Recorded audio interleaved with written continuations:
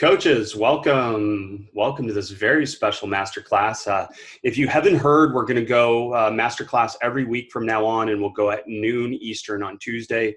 And we're very fortunate today to have Scott Morrison here with us. Was a guest on the basketball podcast, was a former head coach in the college level and the G League, and a current assistant coach with the Boston Celtics. Welcome, Scott. Yeah, thanks for having me. This is exciting. It's a lot of fun, real treat for us and all the people on this call. But as usual, coaches, if you have questions, don't wait. Put them in the chat box. Please don't wait, and we'll get to all of them. But basically, ask away and ask your questions, and we'll get it going. And one of the first questions was posed on Facebook, Scott, and that was, how much film do you guys actually watch? Because I think there's a perception that you guys watch tons of video. And then maybe compare that a little bit to when you were a head coach in college. Sure. I think that it's fair to say we do watch a ton of film. I guess it's all relative. A ton could be, a ton of feathers or a ton of bricks. But basically our laptops are kind of attached to our hip all season, with the exception of when we're on the court working guys out or up in practice. Before the game, we have a laptop there waiting for our guys to come out.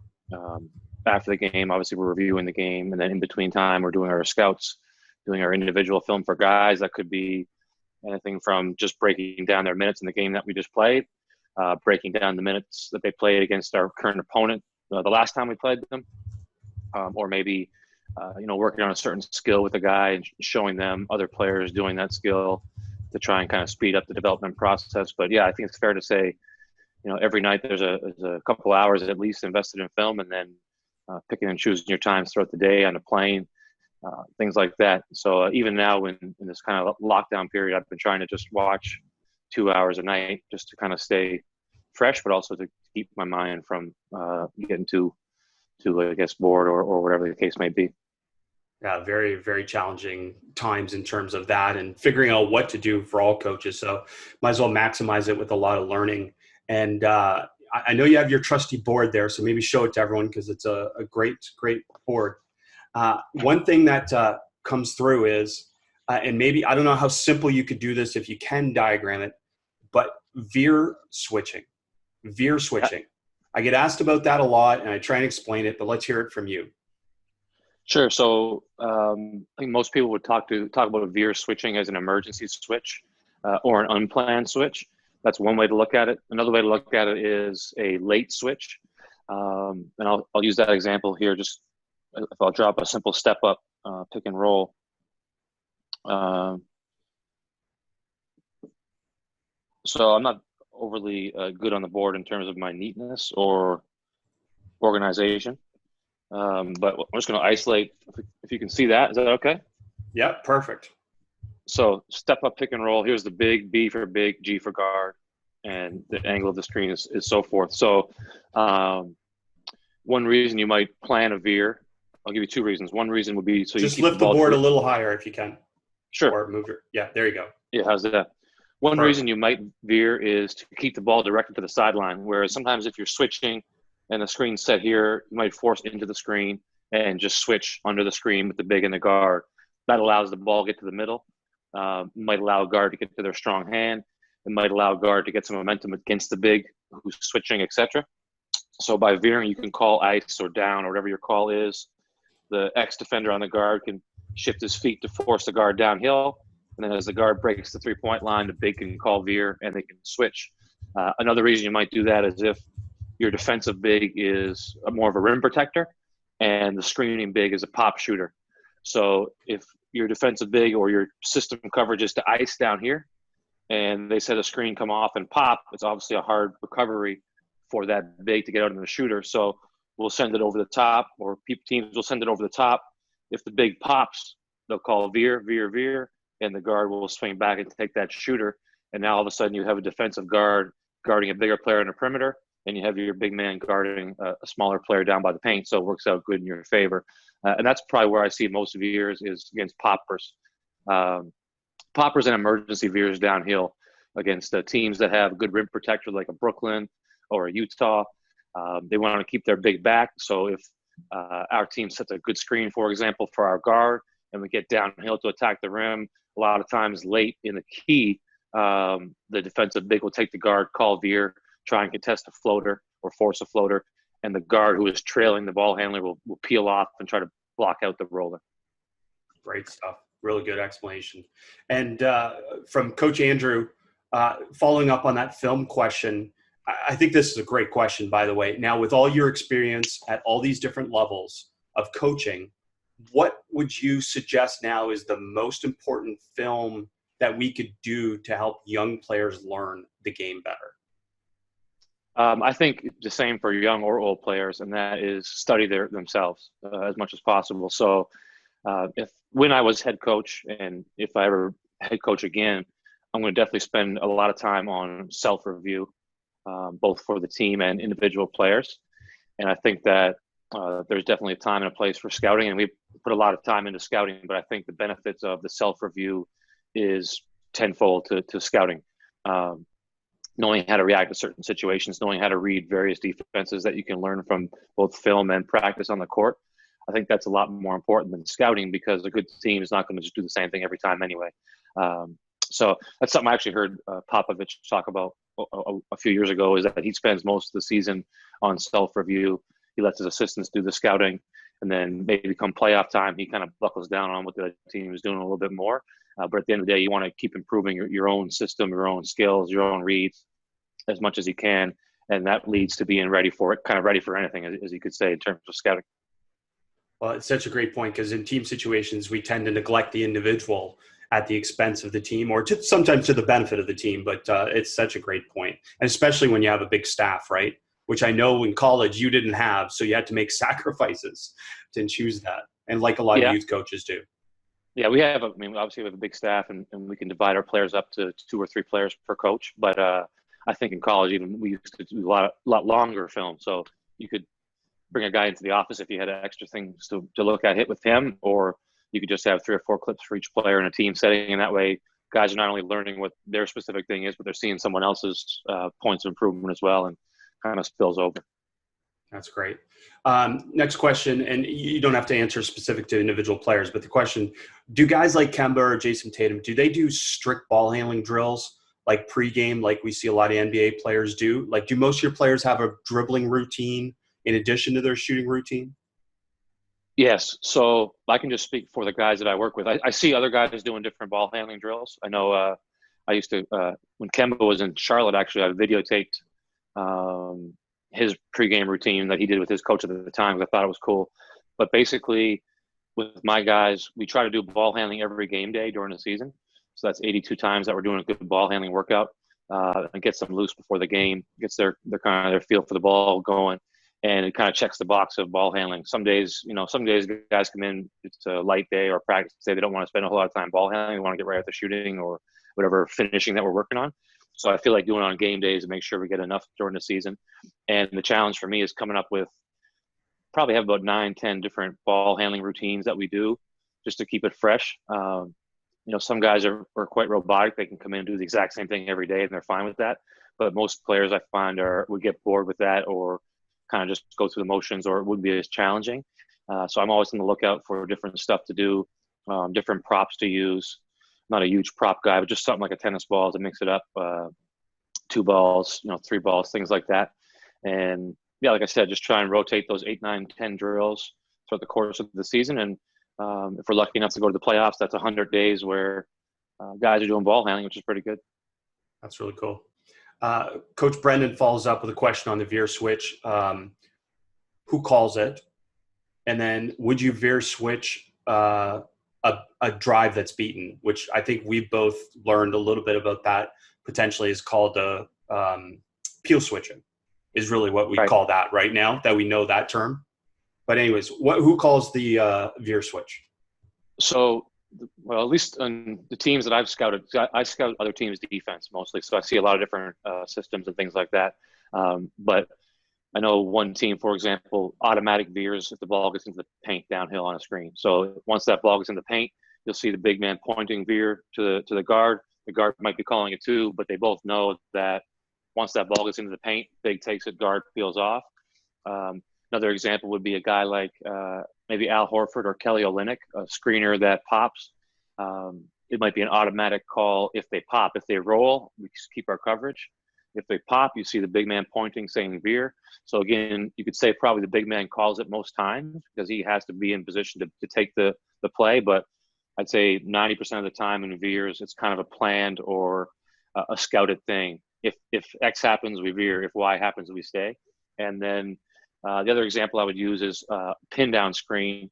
So a pin down screen, a wide pin here. Okay, so the ball's up here. Guard or wing come off the screen here. If they stay high off the screen, we would recover or stay with our own. If they catch it and curl, that would be another situation where you might automatic veer. So I think the answer would be the big calls it, but the real answer is both guys know what's going on most times. Yeah, it becomes a lot more instinctual because they've practiced it and they've done it so much over those games. Right. And the peel switching, do you guys use that concept a little bit? And I know you brought Will in a little bit. Has that heightened what you guys, the amount of times you do it, or is that something you did naturally? I think this year what Coach did, and I thought it was smart of him, is to introduce it as a thing that could be done. We actually do it all the time in staff pickup because we're slow and we get beat all the time and we're lazy. But that's not why, obviously, you would do it. But there's certain situations in a game where it makes sense just to, if you get beat, just to peel off and start rotating, and someone just to fly in and take the ball. It's something, at least right now in the early stages for us, that's hard to practice or plan for because it kind of relies on someone getting beat that wasn't supposed to get beat. But there is certain situations we saw during the season where it makes sense to do it. And it happened naturally a couple times because maybe the guys had it, in their back pocket from just some different drills we had done. And when that happened, Coach would make a point, definitely next film session, to show it, hey, this was a good time to peel. It's not something we can really practice or plan for, but if you're alert and in the right spot, you can make that read and call peel and get a stop in an effective way. It's great stuff because it comes back to defensive decision-making, which again is underrated, the importance of defensive decision-making. Coaches, you can post in the Facebook mastermind and I'll talk more about peel switching if you want. And we'll try and get Will on a masterclass too to talk about it a little bit more. The concept of snaking the ball screen and the big sealing the recovery. We see it with Martin Gortat quite a bit where he has that illegal screen kind of on snake dribbles and stuff like that.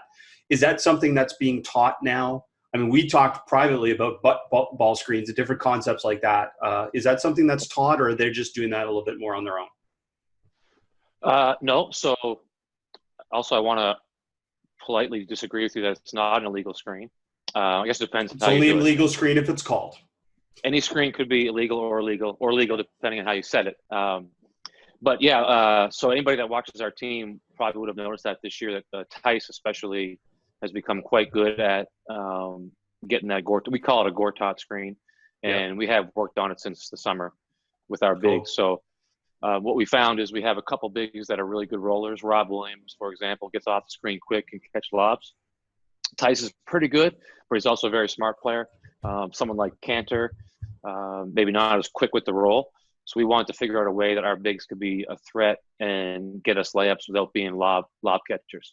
And what we worked on is the guards just kind of boxing out their man coming off the screen.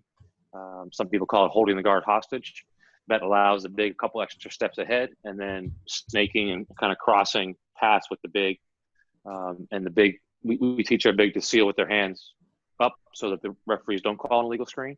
And then the guard lays it in. So I don't think I'm speaking out of pocket with that because it's been talked about a little bit throughout the league. I know Zach Lowe did a little thing on Tice earlier in the season, how he's gotten a lot of buckets for Tatum and Kemba and Gordon just with his seals. Very effective, yeah.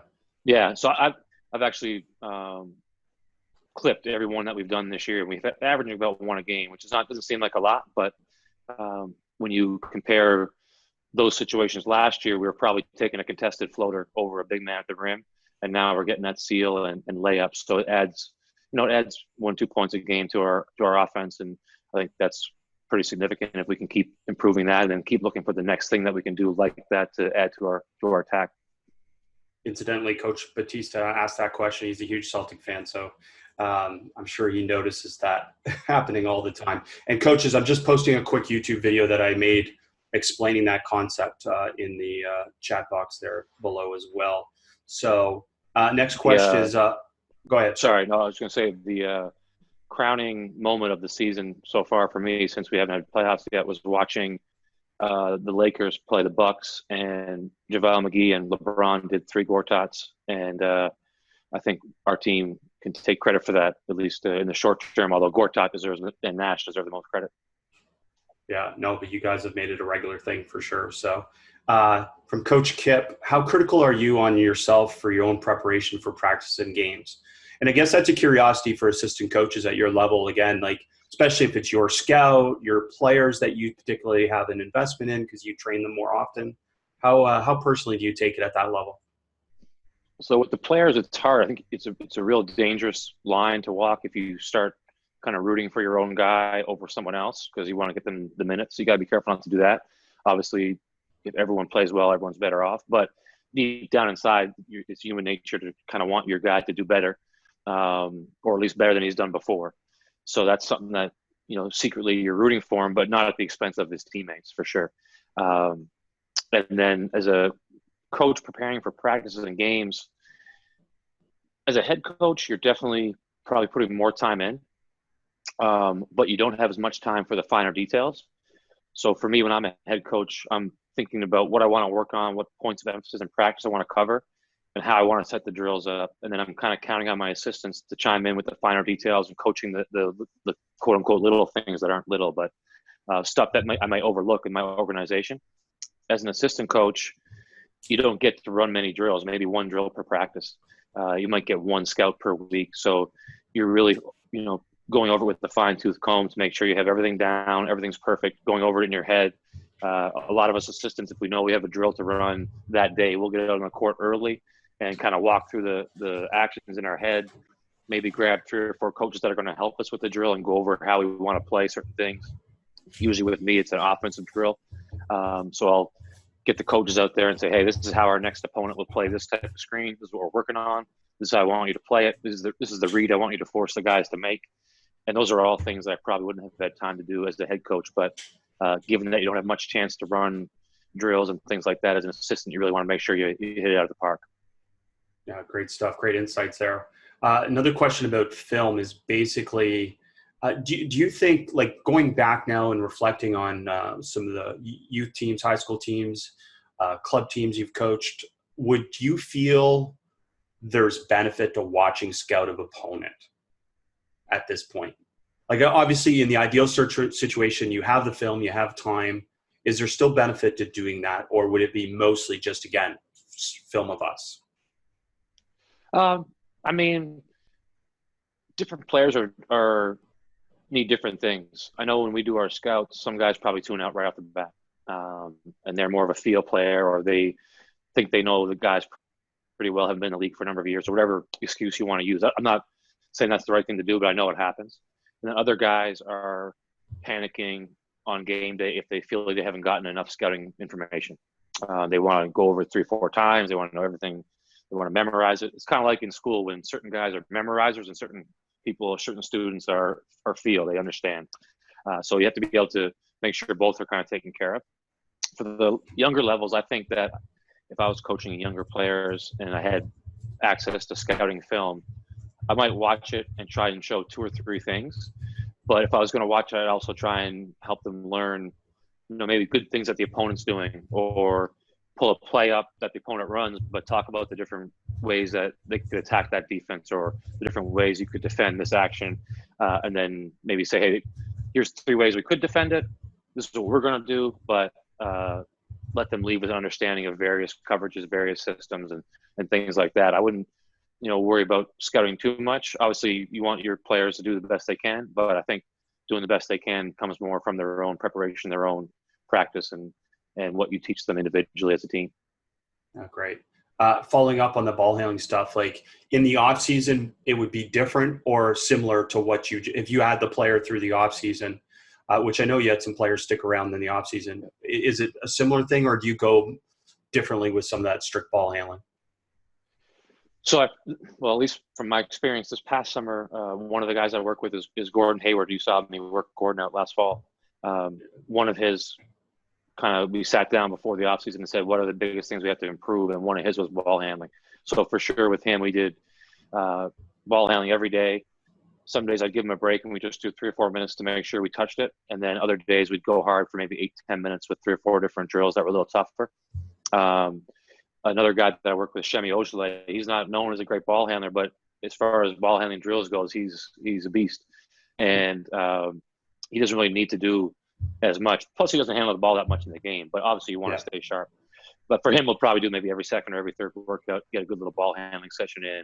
And then on the days where we don't do ball handling, those are probably days that I do some sort of a mid-range or a deep 3 segment where they're making a dribble move to get by a man or get off a screen and then go into their shot. So they're getting some ball handling in there, but it's kind of disguised as pickup or pull-up drills.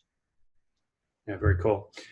If you were to choose, by the way, we'll talk about this maybe a little bit later, but it was great to see you work out Gordon Hayward. One, it's the ideal situation, right? You had 2 players at that time working out with, I believe it was 9 coaches. So there was tons of perceptual information that you can provide to a player to make it more realistic. And I thought it was tremendous. It was really good to see. And honestly, I haven't seen it yet at the college or the NBA level, incorporating that level of depth to be able to try and make a player's individual workout game-like. So it was really good to see. What is the toughest action currently you think to defend in the NBA? Let's say beyond individual players, let's just say the toughest action. I think empty sides are tough to defend. But by that I mean, I guess there's 3 kinds of empty sides that come to mind that are most common. It would be the pin down, and we have 3 players spaced over here, screener and a cutter. Or if this is a DHO, boom. Or if this is a side ball screen, a low angle ball screen. So I find those hard to defend because, for one thing, even if you're not a fast roller, on that angle right there, you're already 2/3 of the way to the rim. It's not like a step up where you have to set it and then completely turn around to roll. So the roller is much more of a threat. You're spaced over here with help, but all on that side of the floor, so there's no stunts from this side of the top of the key, what can impede your downhill momentum. And the reads are easier. If the defender goes under, we pop back. We can rescreen that. We can beat them over win the race back to the baseline. If they curl, you're in real trouble because the roller's getting free and you're getting 2-on-1. If you switch, it's an easy read. We can settle this guy down in the block. We can back the big out and attack. There's just space to do everything. It's easy to read, and there's not much areas you can help from. And then the next step is when this low man starts helping over, you have a secondary attack here where there'd be a cut down the middle to occupy him and leave that corner open. Maybe it's a corner slash like a lot of the teams in Europe do. You have options, and it's something that if teams run this, you can scout how the opponent's going to defend with this low man here, and that's kind of the key because this side here is easy to attack from if you have a good player that can read, and then if you know what they're going to do with this low man, you can really simplify the read to score or kick, slash, whatever the case may be. So we don't run a whole lot of those, to be honest. We have a few play calls, but someone like Gordon Hayward is really good coming off those low pin downs. He can catch it, attack, and make that read all at a pretty good pace. And we have a pretty good group of guys on the weak side that will cut and make it real tough for the 3 weak side defenders to kind of camp out and focus on the ball. That's such an important thing that off the ball cutting has become such a weapon for the really good teams, just tremendous. And I'm curious about that a little bit. They have freedom to make a decision. They make a read. Are you helping them in any way identify opportunities? So I don't want to say exactly what we do, but I'll say there's certain cases where spacing is such or the action is such where we prescribe a cut. So when this happens, you're going to cut, you're going to slash. And there's other times where it's a read, and we'll practice that read. So if you're spaced to this certain area and your defender's here, you're going to cut. If your defender's here, you're going to stay. And that's something we practiced in our kind of group workouts. We just put coaches out there, put the situation on one side. You're spotted up here. All right, run the action. If the coach is in spot A, you're cutting. coach is in spot B, you're staying. And we just mix up where the coach is, and it's a very basic read to make. That's but great. not every player is a natural cutter, so you have to kind of work on that sometimes. Yeah, no, that's a great point that, yeah, you can develop it, off the ball type of skills. And for coaches in the membership area, second cut and 45 cut, generally what it's called. There's some examples of that. Coach Batista, again, can you talk about the concept that you guys run in transition when the trailing big screens away for the wing to either shoot or drive? Is that a read or is that a call, I guess is really the question. Like when you have a trail go screen away, is that generally a decision or a call? So at least this season, we try to have our non-bigs inbound the ball so we can get after makes or dead balls. But the scenario that the question is about is after misses. Usually your big is rebounding, obviously, so he's trailing the play. And I think in a perfect world, Coach Stevens would like that to be a read, and he would like the players to, see it happening. We got a shooter or a scorer over here away from the ball. I'm trailing the play. Boom, I'm going to go screen his man and get him either an open shot or a downhill catch and drive. So some guys are good at that. Marcus Smart, for example, is great. If he has the ball and he sees a Kemba or a Gordon or a Tatum or a Jaylen Brown on the other side, he'll point the big to go get him, and it all happens within the flow. Other guys aren't quite as high feel as Marcus is, and coach will call it. So I guess the answer is both. We definitely work on recognizing where the big is, ahead of the ball or behind the ball, and then there's 2 or 3, 4 reads that they can make based on where the big is. And like I said, in a perfect world, the guys will do it on their own. It doesn't always happen. Sometimes coach will step in and try and control it. Yeah, it's a good point. Harry Peretta, longtime Villanova women's coach, he's on the podcast tomorrow, and he talks about that because they number plays. So they'll like say in their motion, like we're running 2s, that means you're screening away and it's a forced curl. And he says that usually they'll be in 2 until he calls it otherwise. And it might be a good starting point for youth players to be able to say, okay, we're in 2s and now we're in 3s. And it gives them a structure initially until they get a little bit better at making independent decisions. So just coaches listen to that and connect that to what Scott's saying that they're trying to get to, which is great. Coach Brendan, we may have answered that question right there. He's just asking about decisions on drags and pins out of transition. But more importantly, I guess, how do you teach it? Are you creating that scenario within practice and developing the different reads and different options? Is that sure? Yeah. So we do a lot of group work before practice when we have practice, and then on game days we might do a light walkthrough session, or we take the guys who don't play as much and do a more intense group session. There's always defense out there, usually coaches, and some days it might be just we know what the coaches are going to do defensively. Let's make sure our techniques are good. For example, setting that wide screen away, you want to make sure your butt's kind of point more toward the nail area as opposed to the midcourt.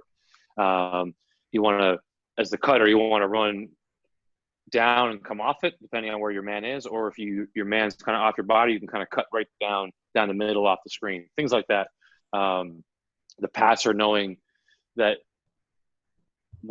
where the pass is going to go depends on how the defense plays it. So everyone has to read the defense, not just the cutter.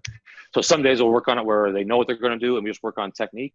And then another day we'll work on, all right, the coaches might go under, they might go over, they might switch, they might try to blitz, they might really heavy stunt off the passer, and players got to make those reads. So it's kind of the old whole situation where, all right, this is how we attack it. Let's break down each individual read based on defense, and then all right, now this last 5 minutes, they don't know what they're going to do. Make the proper read based on how the coaches play it. Yeah, very cool. Coach Damien, have you seen any adjustments defensively to the Gortat seal on the defensive end? Have you seen any teams do some really good stuff adjusting? So I've actually thought quite a bit about this, because I'm expecting whenever we do go back and play that teams are going to have made adjustments, and especially in the playoffs. In the NBA, you don't have much time to prepare for each game. So a lot of times you just say, screw it, we'll do our best with this certain thing, or we'll try to take these things away and do our best with this. But once you get to playoffs, it's like every detail is broken down. So you got to be ready for that next adjustment. So with the Gortat, the only thing I've seen really so far is some help off the corner. So the weak side or strong side corner, we'll see it happening, come in, leave his man, and then up to us to make the read to the corner. And the first time we saw that, we automatically then, instead of working on Gortat 2-on-2, we added the corners and told the coaches to mix up every now and then when you come help. So when that overhelp came from the corner, the guard knew to kick it or spray it. We also worked on our bigs letting the defensive big get over the top. So let's say someone's really strong and Tice can't hold him off or doesn't get position, he gets over the top. Our guard kind of eyes to the rim and then wrap it up around the big to Tice to lay it up. So those are two ways, I guess, is just fighting over for one and helping out of the corner. Two things that we've worked on that we've seen, and that might be a situation where teams start peeling. They might start, just trying to switch earlier, stuff like that. But again, if it goes back to just knowing how to make the read versus whatever the defense does is the key, as opposed to scouting how they're going to play it, I think. How much fun is coaching at that level, getting to that depth of thinking about things, eh? Oh, it's great. It'd be more fun if we had more time, to be honest. But of course, when you get the time to do it, you get a couple of days off. It's great because the guys also pick things up quick. So you can show them 3 times in a drill, and in college or high school, you might have to do something 50 times. These guys can do it 3 or 4 times, and they kind of have it. Especially if you follow up the next day with, "Hey, this was a time in a game where we could have did that," and they're like, "Yeah, you're right." And the next game, sure enough, they have it. So I imagine based on that, the playoffs are really enjoyable from a pure coaching perspective because you can actually make more of an impact, right? Yeah, I don't want to sound arrogant or anything like that. I'm very excited every day I go to work. But yep. I think all of us around game 40 or 50 are like, if you are lucky enough to be on a playoff team, you're like, man, let's get us to the playoffs because we can get down to business. And that's when things really get going, and everybody's locked in 1 through 15 plus 8 coaches. Everybody's locked in. That's kind of why you do it. Yeah, that's cool. And we hope you guys get a chance to get back to it this year. Question a little bit about social distancing, about how you're staying connected with players and their workout regimens. Are players getting in the gym? Are you guys sending them stuff? And then we talk quickly off air about, just like other teams, you guys are organizing kind of group chats and different things like that to stay connected. But what about in terms of pure workout regimens? So I believe every guy has a home workout plan that our strength coaches have given to them. Yeah. We had a couple of Zoom meetings as a team, players and coaches, and a couple just as coaches, just to try and talk about how to keep guys engaged a little bit. I think it's hard. You gotta walk that fine line. You can't make it overbearing because everyone's dealing with their own stuff, being isolated. But the NBA locked us out of all of our practice facilities, so we can't go in and shoot even if we wanted to. Originally, it was going to be one-on-one shooting, one-on-one workouts, but they axed that before we had a chance to start. So for me, it's just keeping in touch with my guys every couple of days, asking them what shows they're watching, how they're doing, how their workouts are going, family, stuff like that. And I'm lucky, I think, is the guys I work with one-on-one are all veterans and all pretty self-motivated. So for me, it's just more making conversation and keeping in touch. Other coaches are probably having to push their guys a little bit. But it's really difficult because you don't know when it's going to end or how to time it. Like, do you start tapering? Do you start going harder? No one knows. So I'm just trying to watch my film and stay fresh and pay a little bit more attention to the teams I have to scout of, but also just go back and pick through some different skills and reads I've been looking at throughout the season. Text my guys and make sure they're doing their stuff and just hope it ends soon enough. I know I have Shemi Ojale, like I said, he's like the Charles Oakley body of our time. A little bit better athlete than Oakley, obviously, but imposing figure. Never misses a workout. He's probably going crazy. I know the first few days he had no weights or anything in his apartment. So it was all like push-ups, and I'm sure he set a couple of records. But I asked our strength guys this week, has anyone been in touch with Shemi? And our head guy said he dropped some equipment off to him, and he's never been seen someone so happy to get a weight in his life. So I know it's hard for these guys, but like I said, at least my guys are professional, and I know they're going to keep in shape best they can. I hope all of our players are doing the same. Yeah, good point. This is a great question too. Is that practice, and this is common, I think, with college coaches, high school coaches thinking about these things. When you guys actually do get to practice and do 5-on-5, which might be more of a training camp scenario, but are you switching the starters and the non-starters so that they get to play against different matchups, or are you trying to keep the one group together? I think I haven't been around a lot of NBA teams, but I think in the NBA, it's more common to keep the groups together than at least I used to do personally in college when I was coaching college. Even when I was coaching the D League, I would try to mix the teams up every day. Now, this past season, coach started mixing up a little bit more. I remember there was a stat somewhere from last season, or even maybe in the last 2 seasons, where 60-something% of the time there was someone not in the top 6 players on the court. So only 40% of the time, or 38% of the time, whatever it was someone from the top 6 that you would have as a group in practice together on the floor. So it was actually more often than not, the teams should be mixed. So we started mixing them a lot more this past training camp. And then I guess one of the brighter sides of some of the injuries that we've had this year is that we've had a chance to play mixed groups together on the court quite a bit in games. So I wouldn't think that would be as big of an issue for us this year. I know in past years, certain players that come off the bench have mentioned to me that, hey, it'd be nice to have played with Gordon in practice, so I would know a bit more how he likes to play in the games. So I think we tried to address that this year in training camp. And like I said, maybe we didn't even have to because of all the injuries we've had. We've had so many different lineups out there during the course of the 60 whatever games we played. No, that's a good point. And it's a fascinating question. And I would agree with you that the NBA training camps that I've seen primarily, it's the starters stay together. And, it's such a curious thing for sure to see what, again, the analytics play out in that example, or obviously what the benefit might be. Because again, you practice in such a finite window too. Like it's such a small window. And then essentially I assume you're not doing much 5-on-5 after that live, right? In practice? Hardly any. I mean, Yeah. We had one 4 or 5 day stretch, which is rare, without games, I think in December. And we might've had one day of 5-on-5 in that, but other than that, we probably haven't played more than 15 minutes of 5-on-5 live since the season started. Coach Brendan, then talking about weak side action. And I think this is a tendency that a lot of high school coaches try and occupy the weak side probably too much in the modern game rather than just holding spots. So the question is a little bit about how often, or should we be running hammers all the time on the weak side, or should we be holding spots and teaching them how to cut? What would be your thought right now if you were coaching high school? So I have this disagreement with other guys on staff, and I'm not saying that I'm right either, but in my opinion, today you're right. Okay, so in my opinion, it's better to cut than screen on the backside, on the weak side. I feel like a good cut, especially if your own man isn't prepared for your cut, you're going to draw 2 or be open. And I'll just draw up a simple example of what I'm talking about. But I'll just take 2 guys. So there and there, 2 offensive players. Say the post up. So their defenders are naturally going to be here and here, pretty much. So a hammer screen is great. He'll screen there. We run the hammer as an example, right?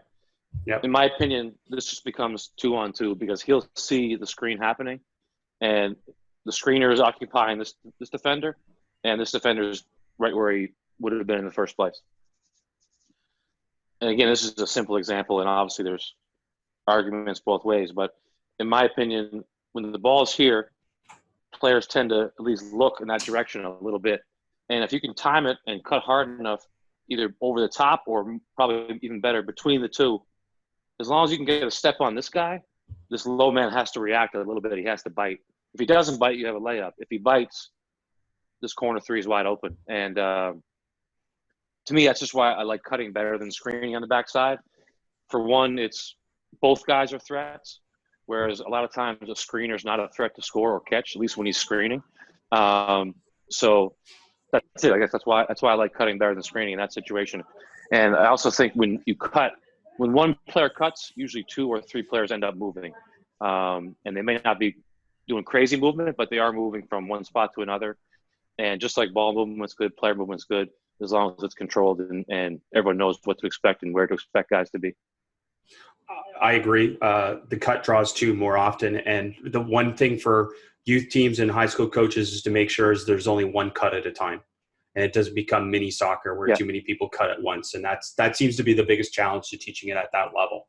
But if you put in that simple rule, the first cut is right, and everyone else adjusts to that, then I think you could have the same effect as what you're talking about. In the summer, we've talked about a little bit, and almost every NBA assistant or head coach that I've talked to, you have projects that you look at. That's your main way of developing your craft. What I'm curious about, and what the question is here from Coach Jordan, is how do you come up with those? Is that from head coach down, organization down? These are things we want to study, and then, or do you come up with your own ideas too? I guess the answer is both. At the end of the season, coach might, call you in and say, all right, this is your, I know. So for example, one year, it was when I was in Maine, so I wasn't part of it, but I know each coach was assigned 4 or 5 of the best players in the league to break down. And that was a way of, I guess, Coach Stevens compiling a, database of advanced scouting on the best players in the league, the guys you have to stop on a given night. Saves you time when it comes during the regular season to play those guys, and gives you a head start when it comes to playoffs. The past couple seasons, I've kind of done my own projects based on areas I felt we were weaker in. So, for example, one year we were among the bottom in the league in baseline out of bounds. Now, there's only probably 2 baseline out of bounds per game, so it's not something you really work a lot on during the season or practice. So for that reason, I felt like the offseason was a good time to study it. Just studied all the best international and NBA teams in baseline out of bounds, and then gave coach a kind of a video proposal of what I thought we should run the following season. Another year, I thought we were going to get blitzed a lot this year. So we had Kemba coming in. We had Kyrie last year. I felt like, teams are probably going to revert to blitzing when those guys get hot. So just took it upon myself to study overseas and college, NBA, how teams attack the blitz and pick and rolls. And again, provided a video kind of proposal of how I thought we should be spaced and how I thought we should cut off it and things like that. And I'm not sure every coach is the same, but I think if, as an assistant coach, if you're trying to get something that you think is good or you think is right across to your head coach or your boss, you always have it backed up with video of teams doing it well and having success. The rare occasion you can't find it if it's something new, but it's hard to find something that's never been done, even if it's by accident. So if you watch enough film throughout the summer, you can find the stuff that you want, and then you start to see trends that you can try and apply to your own team. So that's kind of how, I guess, the summer projects go about. I've become more involved with player development this year. So my summer projects this year are going to be more individually based or like kind of 2-on-2 reads based. The Gortat is an example of something we looked at last summer. There's a couple of different things that I'm looking at going into this offseason, and hopefully we can bring to the table for next training camp and have a new type of Gortat that we're doing that works out well. One example is I just finished is jump passes, so just passing, when to use a jump pass, how to use a jump pass, situations to use it, things like that. And I knew I wanted to look at that closer, so I started compiling clips throughout the season of when we do it, either by accident or on purpose, and then other teams that I've been scouting if they do it in the run of a game. Yeah, that's fun. That's fun again, when you get to that level and have those resources to do that, but also to be able to have full-time ability to be able to study questions like that. So I'm sure we'll all be curious to know your answer on the jump pass, because I have my views on that, of course, but that's great. What are we teaching on roles now? Because again, the traditional, and Coach Kip asked this, the traditional role was reverse pivot role, but we're seeing basically almost, I don't know, you would know the percentages more than I, most of the time it's not really a screen at all, right? It's a quick run out, not even ghosting it. They're just kind of a jump stop and gone. Like, it's not really a screen. So what are we teaching nowadays? So obviously the quicker the roll, the more effective your pick and roll is going to be, because it ends up in a 2-on-1 faster or more often. So that's the reason I was actually asking you about butt screens, because if you had a slow roller, could you figure out a way for him to just face the basket, set the screen with his butt, and then run? And I'm not sure. I've been working with a couple of the guys on that, just on the side to look at it, and I'm not convinced it makes them faster just yet, because they can't see the screen happening. So sorry, that's a bit off tangent, but what I personally teach is a forward roll. So not a reverse pivot, but a forward step, just because I think it gets you back to seeing the play sooner. If you're If it's a quick pass, if the defense is up to touch and up to level of the screen, and you get behind that screen quick, or the defender quick, you might have to look for that ball right away. You got to be able to catch it and make a read to the corner or read to the rim as a big man. So I feel like the sooner you can see the play, the better. I also think it's fast. Some might argue this, but I think it's faster to step forward than the reverse pivot backwards. So I teach that. In the past, I've taught the Tim Duncan kind of push, little touch push to get off the screen. So if you don't extend your elbows too much, usually referees don't call it. Obviously, Tim Duncan probably had the respect of most referees more than a Rob Williams would have at this point in his career. But that was an effective screen for us in the D League. We had all our guys kind of going up, just giving a little push to the ball handler's defender, and then getting off. It kind of was a signal for them to move back to the rim. And then the other thing that we're really teaching, and I see a lot of teams doing it in my scouting, is if a defensive team is directing the ball one way or the other, and their big man calls the screen left, screen right, whatever their call is, and that guard shifts his feet whichever way, that's almost a signal for the big to start rolling. Because once the guard shifts his feet, the ball handler should have an advantage in that direction, and there's no need for a screen. So by holding the screen, all you're doing is delaying your roll. If your teammate can always beat his man, we wouldn't need screen. So the threat of the screen, big man calls the screen, guard shifts his feet, time to get out and roll, get a head start, ball handler gets downhill, and we have the same effect as if it was a good screen set and then a roll. That's great stuff. And coaches, since you have a little bit of time now, watch an NCAA game, watch how they set ball screens, and watch in the NBA, and you'll see differences right away. Because again, the NCAA, I find they just hold ball screens way too long, which gives advantage back to the defense to a certain extent. So such a great point. Once the advantage is created, attack. So Coach, how do you build your team's principles? Let's say, the Celtics are really good at keeping it hot. Once you have advantage, you keep the ball moving, you attack. Dominoes is the popular term that's been going through the podcast, but that type of concept. So how do you build a concept like that when you don't practice? Is it video and emphasis? Like, how do we do this? Yeah, video is really key in the NBA because of the no practice. So the guys that struggle with video that I mentioned before that might fall asleep in the scouts, they really got to be on top of things. And you got to try and keep it fresh, keep it short, but make the most impact you can in that short time. So just to clarify, it's not always individual video, right? Or sorry, not always team video. You also do sit down individual video with players too. Yes, and those often get a little bit cynical because you'll say to the guy, you got to do this here. Yeah, but so and so wasn't spaced right. I'm like, yeah, fair, but if he was spaced, you have to do this. But yeah, no, individual and team, and then we do have walkthroughs and we have group workouts. So we may not be competing 5-on-5 or full speed, but coach will, he'll look for trends on the team. If as it relates to the question, if he sees that we're sticking the ball or we're not making the extra pass, he'll just do a simple drill maybe the next day where guys are forced to move the ball quick, play 0.5 basketball, attack or drive it.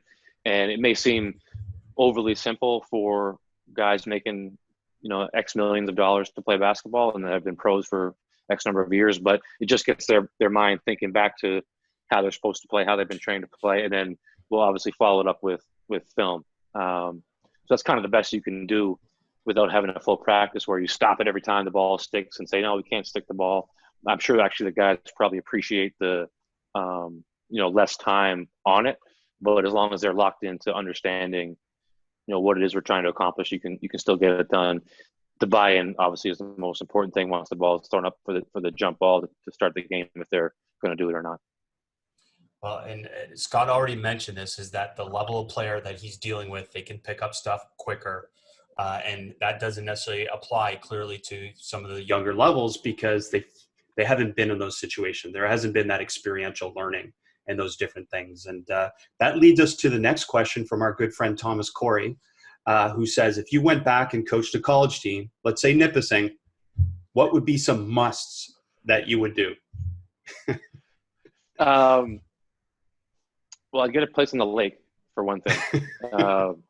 Good choice. Probably, the cost of living here is a little bit higher. So if I sold my place here, I could probably get a decent spot, at least close to the lake where I could throw a rock to it. But I would probably do a lot of the same stuff I did at Lakehead, and that was what I would consider just building player development from the ground up. The biggest mistake I made at Lakehead was, as some of you guys would know, recruit the best possible talent with a lot of disregard for some different intangibles, we'll just say.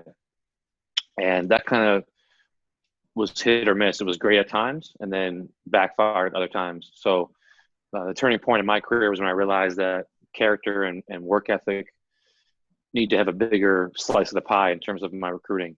And then in turn, I have to spend more time on player development, and over the course of 3-4 years that will pay off, which it did. And then maybe you sprinkle in a guy with more talent that might need a little bit extra attention off the court to fit in with the guys that you've established. So I guess player development would always be the biggest thing for me. And I would probably go back to what I said about Popovich and really spend a lot of time on self-review and self-teaching from the film and very minimal scouting, but try and make sure we do enough of the different coverages we might see, how to attack each one, and make sure the guys are really good at kind of picking that stuff up on the fly and applying the skills that we've worked on in our player development sessions. So I think if you cut out a lot of that scouting time, you can really emphasize your player development, and that will go a lot further than the scouting. Give a man a fish and he has dinner, and teach a man a fish and he can make reads no matter who you play, something like that. So that's probably the biggest thing. I'm tweeting that for sure now. Yeah, no, go for it. What is the most challenging physical or psychological aspect of coaching a first-year player, like a rookie or a first-year player in the NBA? Having them learn to deal with their role it'd be just like any first-year player, any level where it's a level up. Going back to college, the freshman, it's rare you get a guy that comes in and plays 30 minutes a game like he did in high school, or is a star like he was in high school. How many times you had that talk in college, like, hey guys, everyone was a star in high school. Now you got to learn your role and you got to progress and you got to develop. It's the exact same in the NBA. I learned real quick that saying to a guy, well, hey, you should be happy you're making $1 million. That doesn't cut it, because these guys wouldn't have made it this far if all they cared about was money. I'm sure they're happy to get money, but it's not a motivating factor or a factor that keeps them happy. Just like any player on any team, they want to play. They want to feel like they're part of the team and contributing, and they want to get out there and get buckets, quite frankly. So just trying to keep them motivated to keep working hard, keep improving, showing them examples of guys who sucked it up and waited their time, but were ready to go when their time was called. Trying to keep things light, keep things fun. There's going to be some tough days, but that's the biggest challenge overall with the young guys, is just trying to have them adjust to their new role, helping them thrive in their new role, but also have them motivated to keep working and building their skill set for a time when they have a much bigger role. Great stuff. 2 last questions, and then we're out of here. This is a really good question. When a player is in a shooting funk, which is inevitable over 82 games especially, what are some things we do to help them get back to focus, get back to present, whatever it may be? So I'm not an expert with this, but I have had experience with this, obviously myself as a player, and then all different levels that I've coached. Shooting is shooting no matter where you're playing. So the 2 things I always go back to is having kind of a reset or a base skill or drill that you do. One example might just be one-handed shooting. So one of my guys, his kind of reset is, one-handed shooting. When things are going well, we don't do a whole lot of it. When he starts to get into a bit of a slump, we say, okay, let's reset. Let's go in here. Let's spend some extra time, making sure the ball is released at the right point, getting the right arc, things like that. Another guy, his reset is swishes. He might have a problem with his arc on the ball, and the way we kind of make sure that he's focusing on that is just say, hey, instead of worrying about this drill or that drill or this percentage or that percentage, let's get 5 swishes at each spot. And maybe we'll start and end every workout with that until he starts feeling better. So a little simplified reset drills, I think, is one thing. And then the other thing is just trying to keep things light, not getting too much pressure on oneself. Obviously, when you start missing shots, it's like your shoulders get heavier and heavier. And the only way to release that a lot of times is to start making shots, which kind of contradicts. So, I'll try to come up with different analogies. Sometimes they might be kind of foolish, just to try and get the guys to forget about missing shots last game and start thinking about something really simple. And this year we had a stretch where all of my guys seemed to be slumping for like a week. And I was trying to convince them that if they just locked in on the rim and forget about everything else, their eyes would do the work. And I use the analogy when I was learning to drive in Prince Edward Island.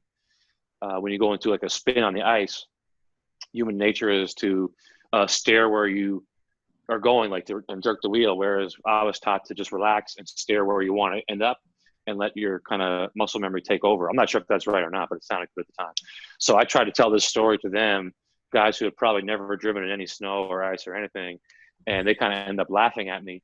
But the next game, we had kind of a signal, eyes, and that was my signal. And they were basically making fun of me and doing it back to me, but they went out and hit a bunch of shots. So then that became our new thing. So next time they had a bad game, I'd be, do this, or I'd talk about driving in the snow, and they might chuckle, but it might take some of the weight off of their shoulders from missing a few open looks.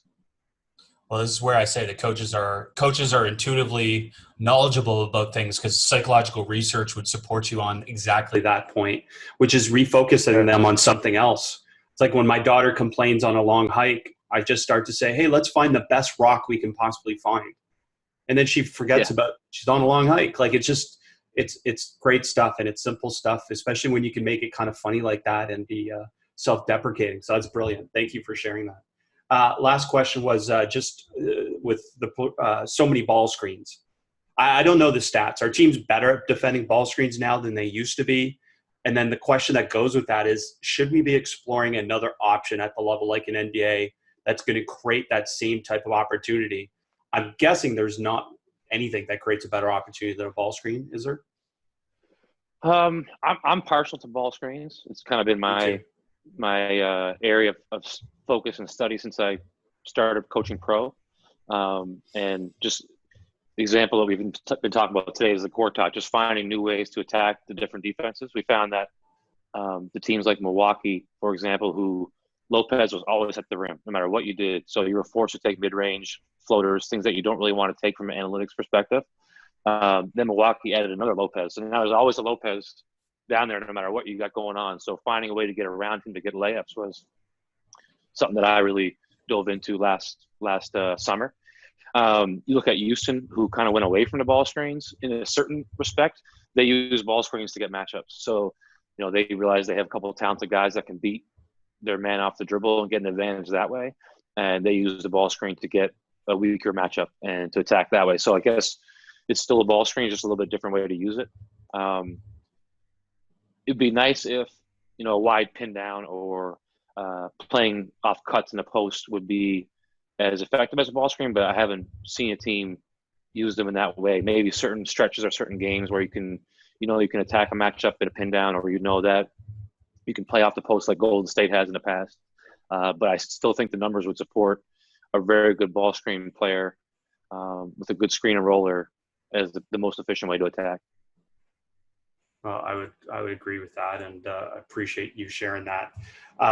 Coach, thank you for taking time. I know this is challenging times for everyone, and people have bigger problems than basketball for sure, but it helps all of us have a great appreciation for what you do and what we do as well, because I think coaches, the more they hear from NBA people like you, they understand that basketball is basketball at a lot of levels. It's not that different in terms of the things that you deal with. You just deal with it, again, with more resources and more time to a certain extent. So any last thoughts on that?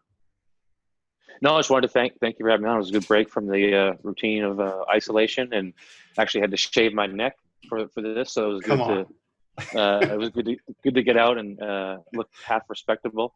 And all I would say is, you said for today I'm right, but I think there's always 3 or 4 different ways to do something.